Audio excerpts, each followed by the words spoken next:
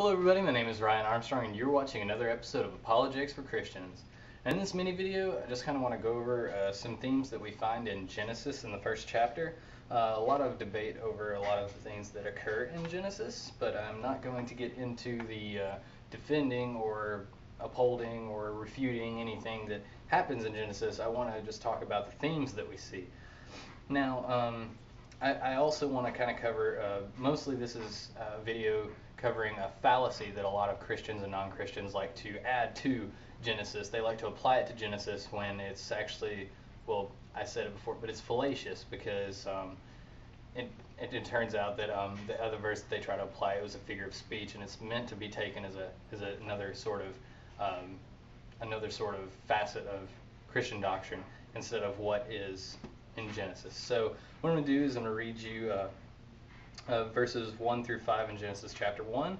So here we go. In the beginning God created the heaven and the earth was without form and void, and the darkness was upon the face of the deep, and the Spirit of God moved upon the face of the waters.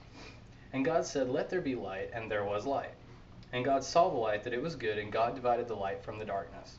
And God called the light day, and the darkness he called night, and the evening and the morning were the first day.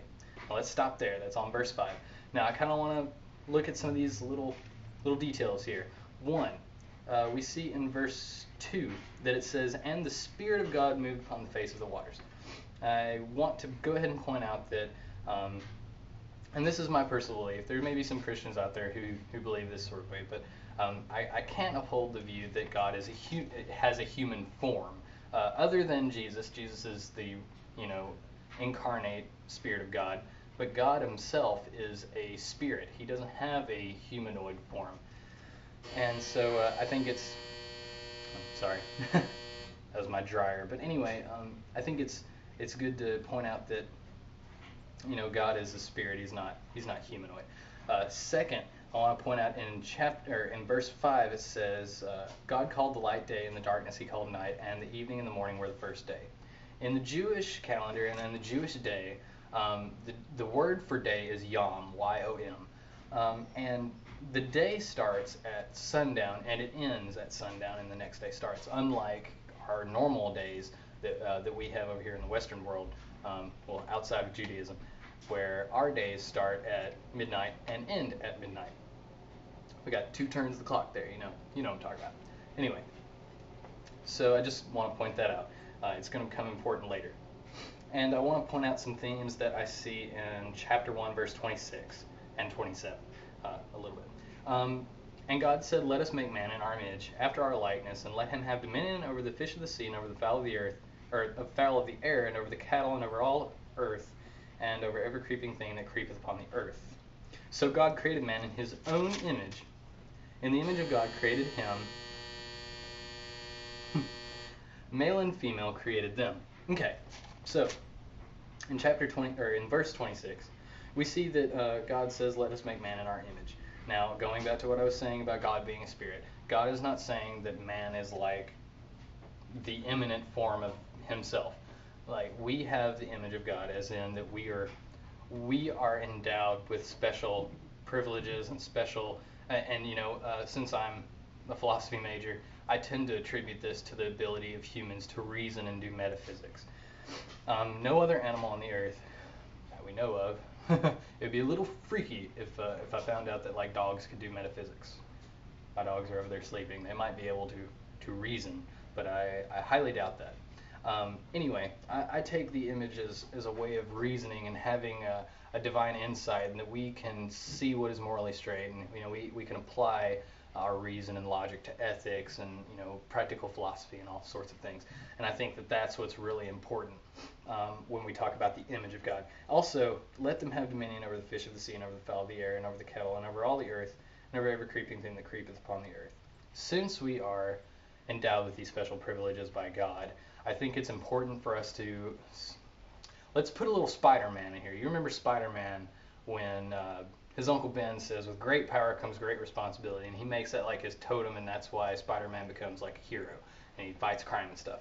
Well, let's apply that here. With great power comes great responsibility. We have dominion over the earth, but we also have a very high responsibility for the earth. And I think that a lot of people say that Christians are are just the type of people that they're just like, we can kill as many cows as we want, we can, pillage all the trees, and we can do all this stuff because God says we can.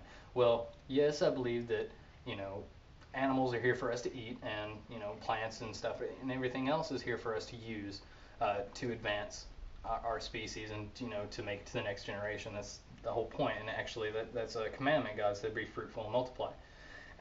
But I do think that conservation is a very integral part of Christianity, and I think that with great power comes great responsibility, and I think that all Christians should uphold that. I don't think that there's really any logical argument for against conservation of the earth.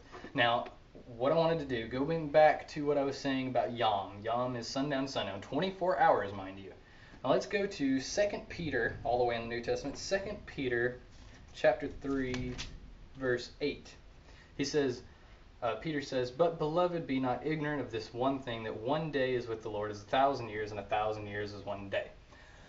Okie doke. This is where it gets a little weird. You see, Yom is the word that they use right here when it says one day is with the Lord as 1,000 years, and 1,000 years is one day. Yom, we've already determined, is 24 hours. And in Genesis, it is 24 hours. But a lot of people like to take this verse and say, well, a day to God can be like 1,000,000 years or 1,000 years or stuff like that. But I think what Peter was saying here is that there is no Yom to God. There is no day. When God created the earth ex nihilo, or out of nothing, God created time itself. And so by making time, he created the day. And it says right there, he created the day. So a day doesn't exist to God. This is a figure of speech that Peter is saying here. A lot of people like to say that this could mean that Genesis, that the 7 days could be 7,000 years or 7,000,000 years, or an indiscriminate amount of years, billions possibly. But what he's saying is this is a simile. He says one day is with the Lord as 1,000 years, and 1,000 years as one day. Now, in the NIV, in the New International Version, it says, is like a day, is like 1,000 years. So it still adheres to that too. You can read any translation. It's going to give you that figure of speech. And what that figure of speech shows us is that God is timeless. And that's the theme that Peter is trying to point out, that God is timeless. He doesn't exist in a realm where time is, he flips through the pages of history like it's a history book. He can be everywhere at once, and that's how God is infinite, is because he's not immanent in this reality. He created the reality. He didn't just create the earth and the universe. He created the very reality that we live in. And then once we die, we do not stay inside this reality. We go to a transcendent place, if you want to call it a place, heaven, and to be with God, and to be one with God. And that's just something I wanted to point out, because this is a fallacy that a lot of Christians and non-Christians like to point out in favor of a lot of other theories, and trying to, say that, that all these things, like the earth is so many million years old, and stuff like that, that it's fallacious. When we're talking about biblical things, I'm going to stay biblical. I'm not going to get into the whole archaeology such. I'm not going to defend how old the earth is and whatnot. What I'm showing is, and my main point of this entire video, is to show that this little verse in 2 Peter is just something that a lot of Christians stumble over, and we read it and we don't really understand it, and I think it's very important for us to point that out. So until next time, I will be around on YouTube. Shoot me some comments, subscribe, whatever you like to do. I'd really like it if you join the Facebook group, Apologetics for Christians. You can go to www.facebook.com/groups/defendyourfaith. You can email me if you don't want to comment on the videos, to awesomejesuslove@hotmail.com, and that's all one word. And I will see you next time. Jesus love.